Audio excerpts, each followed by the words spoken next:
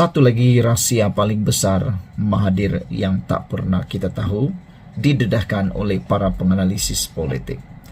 Rupa-rupanya ini sebabnya Tun Mahathir begitu galak sekali menemplak Anwar, mengkritik kerajaan, bahkan dengan beberapa perkara kontroversi, kenyataan-kenyataan beliau yang sangat kontroversi. Rupa-rupanya ini penyebabnya, yaitu sudah terdesak untuk kekal relevan. James Chin dan Azmi Hassan berkata, Perdana Menteri Anwar Ibrahim akan mengabaikan cabaran Dr. Mahathir Mohamad untuk mengadakan pilihan raya mengejut. Seorang penganalisis politik menyifatkan tindakan Tun Mahathir Mohamad mencabar Perdana Menteri Anwar Ibrahim membubarkan parlimen sebagai cubaan terdesak untuk kekal relevan. Dan netizen juga menyatakan, siapa Tun Mahathir untuk mendesak Anwar Ibrahim membubarkan parlimen? Adalah satu kebodohan kalau tiba-tiba Anwar Ibrahim pula menyaut cabaran untuk membubarkan parlimen. Tidak, sama sekali tidak mungkin Anwar Ibrahim akan bertindak tanpa berpikir panjang atau tergesa-gesa atau hanya karena terpancing karena cabaran oleh Mahathir ini. James Chin dari Universiti Tasmania berkata, ia satu lagi cubaan bekas Perdana Menteri itu untuk kekal relevan walaupun bukan wakil rakyat. Katanya, ramai pemimpin Perikatan Nasional mula menjauhkan diri daripada Mahathir, khasnya selepas kenyataannya baru-baru ini mengenai orang bukan Melayu tidak setia kepada Malaysia sepenuhnya. Perkara terbaik untuk Anwar dan Malaysia ialah mengabaikan Mahathir. Apabila beliau menggesa pilihan raya mengejut diadakan, kebanyakan orang akan geleng kepala dan sedar beliau bercakap seperti ahli politik terdesak, katanya kepada FMT. Saudara-saudara sekalian, dua perkara yang boleh diulas dalam ulasan kali ini ialah, pertama, memang tepat seperti yang dikatakan oleh penganalisis politik hebat ini, yaitu sudah mula ramai pemimpin Perikatan Nasional menjauhkan diri daripada Mahathir kerana kenyataan yang cukup kontroversi baru-baru ini. Tentulah para pemimpin Perikatan Nasional ini mahu menang pilihan raya akan datang, dan salah satu sebab puncak kemenangan mereka ialah sokongan orang bukan bumi putera atau bukan Melayu, dan tentunya daripada orang India dan Cina. Jadi kalau mereka kelihatan sangat rapat dengan Mahathir dan menyokong pula apa yang dikatakan oleh Mahathir, tentulah mereka akan berisiko susah untuk mendapat sokongan daripada orang bukan Melayu. Dan yang kalah nanti bukan Mahathir tetapi ahli-ahli parlimen atau ahli politik tersebut. Perkara kedua ialah lebih baik mengabaikan saja seruan cabaran Mahathir untuk cuba memanipulasi, mencabar Anwar untuk mahu membubarkan parlimen dan mengadakan pilihan raya. Memang semua rakyat Malaysia akan geleng kepala tentang hal ini kerana rakyat Malaysia sudah muak pilihan raya begitu hampir dan begitu kerap. Sedang kebanyakan rakyat Malaysia sudah mula berani mengatakan, kami tak nak lagi politik dalam tempo 3-4 tahun ini. Kami mahu negara dipimpin dan terus dipimpin, kata netizen. Cukup-cukuplah politik, cukup-cukuplah tentang pilihan-pilihan raya dan seterusnya yang hanya untuk memuaskan nafsu seraka seratu dua orang ahli politik yang gila kuasa. Saudara-saudara sekalian, apabila Mahathir menggesa pilihan raya mengejut diadakan, kebanyakan orang akan geleng kepala dan sedar bahawa Mahathir adalah ahli politik terdesak.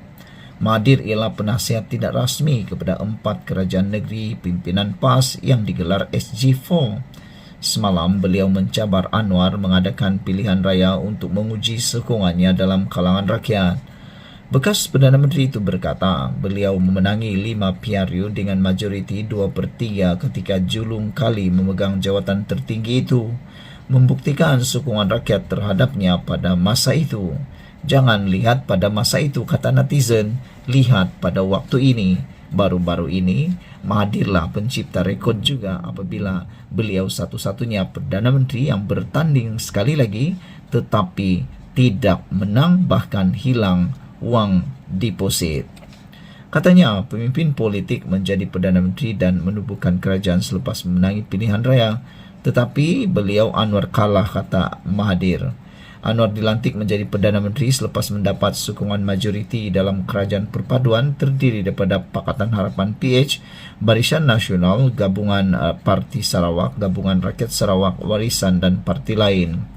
Azmi Hassan dari Akademi Nusantara juga senada Anwar akan mengabaikan cabaran tidak berasas Mahathir yang dikaitkan dengan siasatan Suruhanjaya Pencegahan Rasuah Malaysia terhadap anaknya iaitu Mirzan. Kita menyokong supaya Anwar Ibrahim mengabaikan saja cabaran Mahathir yang tidak berasas itu demi menjaga kesejahteraan rakyat Malaysia, menjaga pembangunan negara Malaysia. Janganlah pula gila-gila nak buat pula lagi pilihan raya. Mahathir sendiri tahu Anwar tidak akan terpengaruh dengan tekanan ini. Saudara-saudara sekalian, apa pula pendapat anda tentang isu kali ini? Sekian dulu untuk kali ini. Jangan lupa tinggalkan komen anda, tekan butang subscribe. Jumpa lagi, bye-bye. Selamat pagi, salam sejahtera. Terima kasih karena bersama dengan saya di Nazilin Unity Channel. Rupa-rupanya ini sebabnya disahkan Daim Zainuddin didakwa di mahkamah. Ini penyebabnya. Isteri Daim didakwa kerana gagal patuhi notis SPRM tidak isytihar harta. Wah, rupa-rupanya isteri Daim Zainuddin ini dihadapkan ke mahkamah kerana kegagalan mematuhi notis SPRM untuk isytihar harta. Maknanya apa? Tak cukup isytihar harta. Isteri bekas Menteri Kewangan Daim Zainuddin didakwa di Mahkamah Session Kuala Lumpur hari ini atas tuduhan gagal mematuhi notis SPRM untuk mendedahkan asetnya. Naimah Abdul Khalid didakwa mengikut Seksyen 36 dalam kurungan 2 Akta SPRM 2009 dan boleh dipenjara sehingga 5 tahun dan didenda sehingga RM100,000 jika didapati bersalah. Dia didakwa melakukan kesalahan itu dengan memberikan akuan bertulis bersumpah yang tidak mematuhi notis SPRM di bawah Seksyen 36 dalam kurungan 1 Akta SPRM.